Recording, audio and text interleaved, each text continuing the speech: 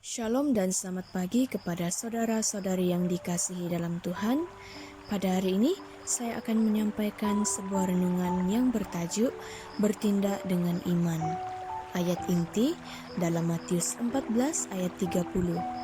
Tetapi ketika dirasanya tiupan angin, takutlah ia dan mulai tenggelam lalu berteriak, "Tuhan, tolonglah aku." Mula-mula Petrus tidak melihat atau merasakan bahwa ada angin yang bertiup kencang serta gelombang yang besar menerpanya karena fokusnya saat itu adalah Tuhan Yesus, sehingga dia pun bertindak dengan iman berjalan di atas air. Tetapi setelah memperhatikan keadaan di sekelilingnya, Petrus mula diliputi keraguan-raguan, hatinya goyah dan mulailah ia tenggelam. Apabila kita memandang kepada Tuhan Yesus dan bertindak dengan iman melakukan suatu perkara, pasti kita berjaya. Tetapi apabila pertimbangan kita secara akal mula bekerja, pastilah kita akan gagal dan tenggelam. Jika kita memandang kepada Tuhan kita Yesus Kristus, kita tidak usah memikirkan bagaimana caranya Ia menyelesaikan masalah kita.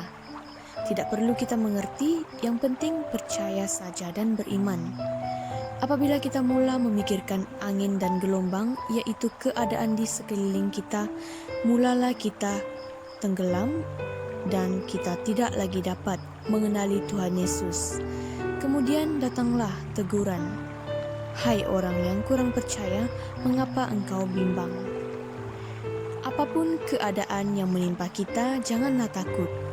Yang terpenting adalah tetap mengarahkan mata kepada Tuhan Yesus saja dan belajar bergantung kepadanya sepenuhnya. Maka Dia sanggup menyelesaikan segala persoalan kita.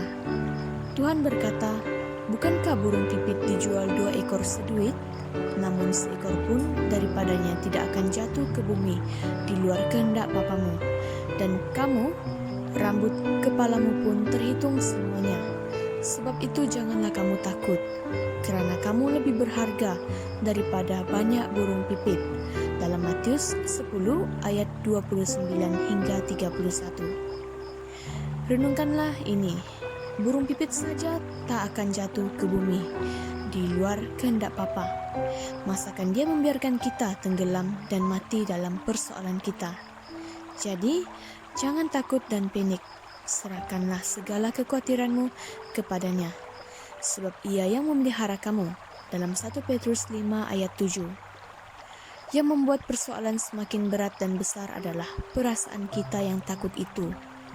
Kalau saja kita dapat tenang menghadapinya, pastilah kita mampu melewatinya, karena Tuhan pasti memberikan pertolongan kepada kita. Yesaya 30 ayat 15 mengatakan, "Dalam tinggal tenang dan percaya terletak kekuatanmu." Baiklah, kiranya renungan ini akan dapat menjadi berkat kepada kita semua. Terima kasih, semoga Tuhan memberkati.